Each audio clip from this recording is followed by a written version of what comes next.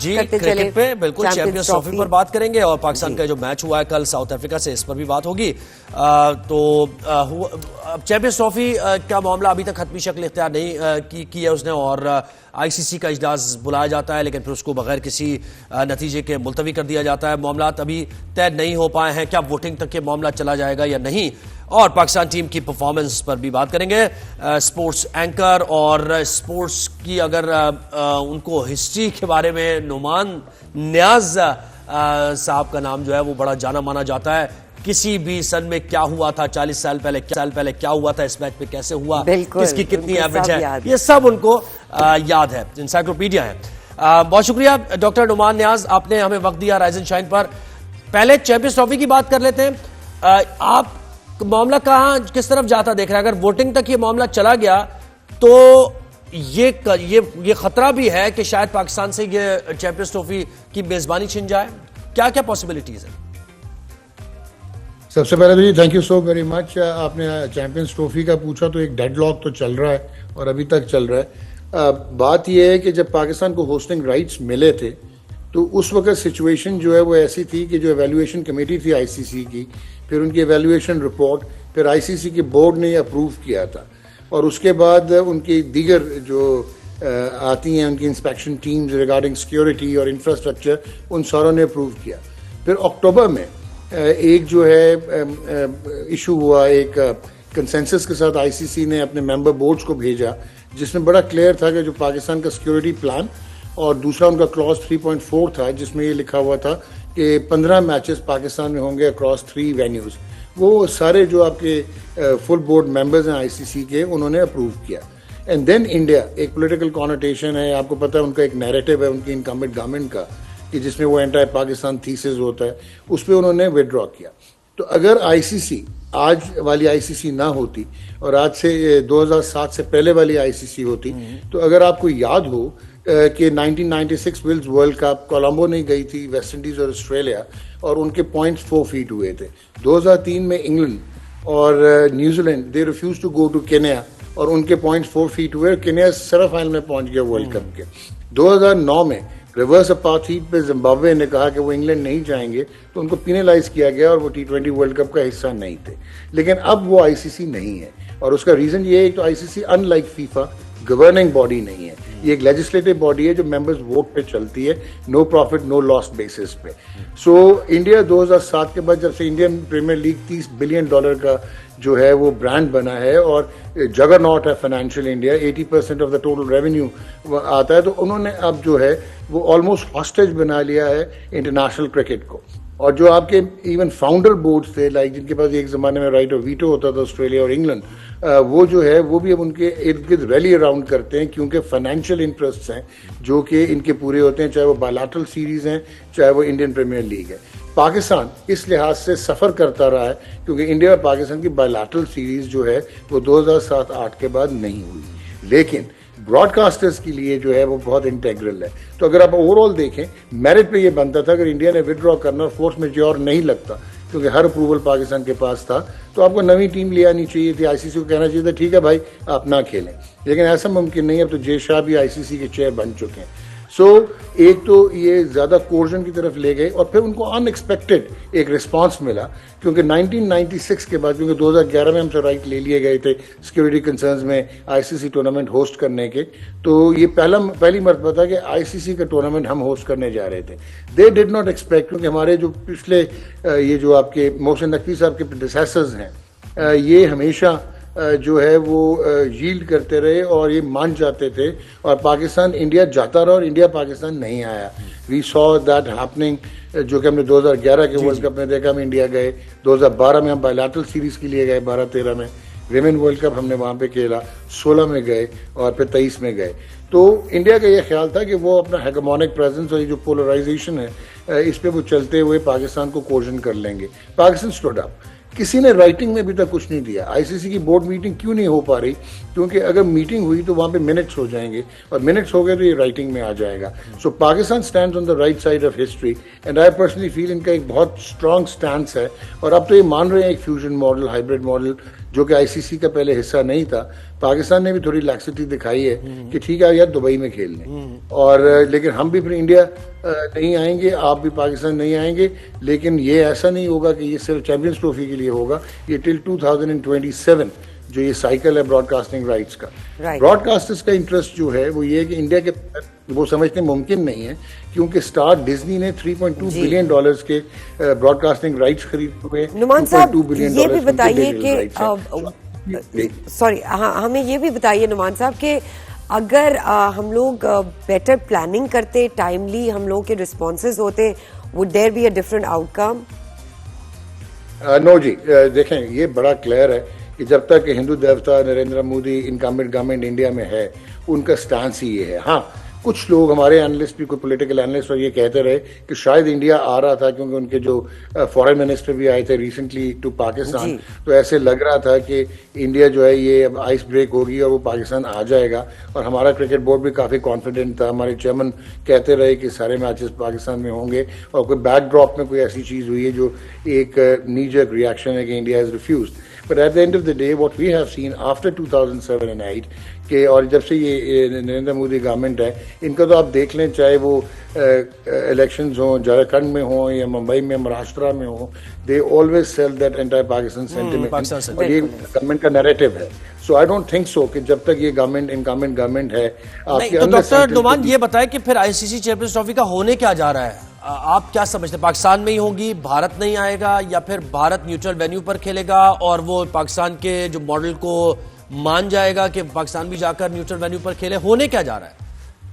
देखें, एक तो ये है कि जितना मर्जी आप पाकिस्तान की क्रिकेट के हालात देख लें, आप उनकी टीम को देख लें कि हम बिल्कुल निचले दर्जे की टीम बन चुके हैं, लेकिन at the end of the day, और बल्कि अगर आप फाइनेंशियल पार्ट भी देखें तो हम मैच ही नहीं करते इंडिया को, बीसीसीआई को। लेकिन ब्रॉडकास्टर्स के लिए पाकिस्तान इंडिया के मैचेस होना बहुत जरूरी है। वो जरूरी क्यों है? वो जरूरी इसलिए है कि 40% of the total cricket population in दो ममालिक में है, और उसके अलावा आप एक चीज़ भूल जाते हैं कि एक वाइट इकॉनमी होती है, एक ग्रे इकॉनमी होती है और एक ब्लैक इकॉनमी होती है। जितने भी स्टेक होल्डर्स ब्लैक इकॉनमी के प्रोपोगेटर्स हैं, वो आजकल क्रिकेट के स्टेक होल्डर्स इस तरह हैं कि वो half of them owns the franchises.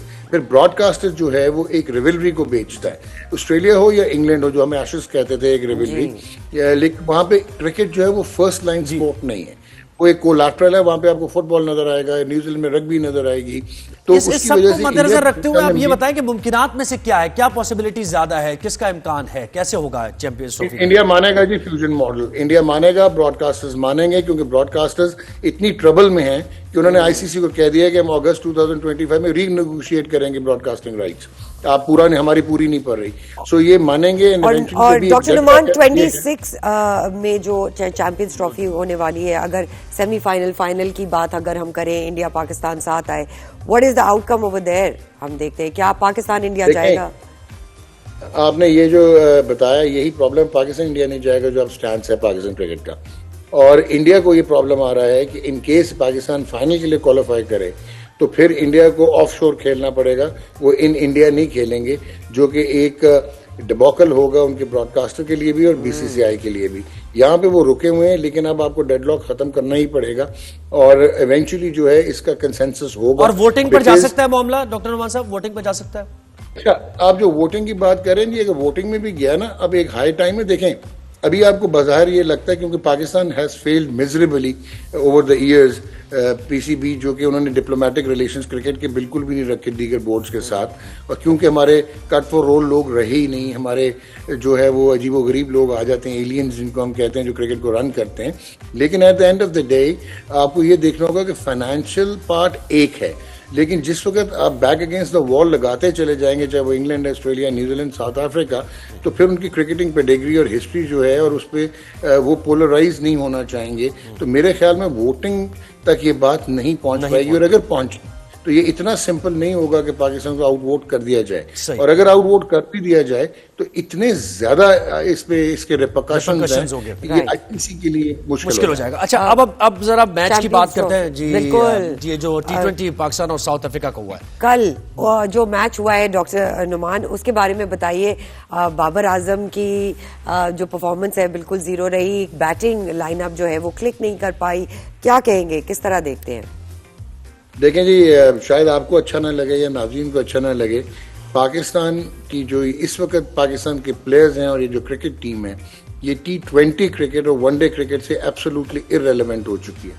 और जो आपकी T20 क्रिकेट है, जो एक पैशनेट क्रिकेट एंथुजियास्ट के लिए शुरू की गई थी और ये शुरू की गई थी कमर्शियल एस्पेक्ट्स में एंटरटेनमेंट इंडस्ट्री के साथ मिला के, अब ये सीरियस हो गई और पिछले 2 साल में ये इतनी इवॉल्व हो गई है कि इसमें मल्टी डिसिप्लिनरी अप्रोच आ गई, इसमें सुपर फिटनेसेस हैं, इनोवेशंस हैं, बैटिंग मेथड बदल गया है, टेक्निक्स बदल गई हैं, पावर हिटिंग है, स्विच हिटिंग है, इसमें रैम शॉट्स हैं। और हमारे जो हैं जो प्लेयर जो हमारे पाथवेज हैं, जो हमारे यहाँ डोमेस्टिक क्रिकेट होती है, जो टीयर क्रिकेट होती है, ये प्लेयर्स उस तरह डेवलप नहीं हुए। ये जो बाबर आजम का भी आप प्रॉब्लम देखते हैं, मोहम्मद रिजवान का भी देखते हैं, आज से 2 साल पहले जो इनकी अप्रोच और मैथड था कि ये ओपन करते थे, ये बड़े सीजन प्लेयर हैं, बड़े आउटस्टैंडिंग गिफ्टेड प्लेयर्स हैं, तो ये क्या करते थे कि ये पहले पावर प्ले में अपने आप को रिस्टोर करते थे, उसके बाद ये मिडिल ओवर्स जो आते हैं 7 से 12 या 15, वहाँ पे जाके ये अपने आप को कंसोलिडेट करते थे और लास्ट बैट डीप करते थे। ये अब दकिया कॉन्सेप्ट हो गया है। अब it is all about scoring maximum run and maximising the ability. अब आप कल रिजवान ने 24 डॉट बॉल खेल दिए, जी, तो बिल्कुल। ये इररेलेवेंट है। Babar Azam, I still believe कि जो भी फैक्टर्स थे उनके प्योर क्रिकेटिंग फैक्टर्स नहीं है जिसकी वजह से वो अब आजकल परफॉर्म नहीं कर पा रहे, बट उनको रियलाइज करना पड़ेगा कि स्ट्राइक रेट। और नुमान साहब देखिए, ये भी बात, अब ये बाबर और दोबारा रिजवान आ गए ओपनर। अब साइम को अगर आप लेकर गए एज एन ओपनर, क्यों आपने 1 डाउन खिला दिया? एक यंगस्टर को आपने it was an horrendous decision जी, क्योंकि साइम अयूब एक वाहिद प्लेयर आपको लग रहा है, क्योंकि आपने इतने आप इंटेलेक्चुअली डिसऑनेस्ट हैं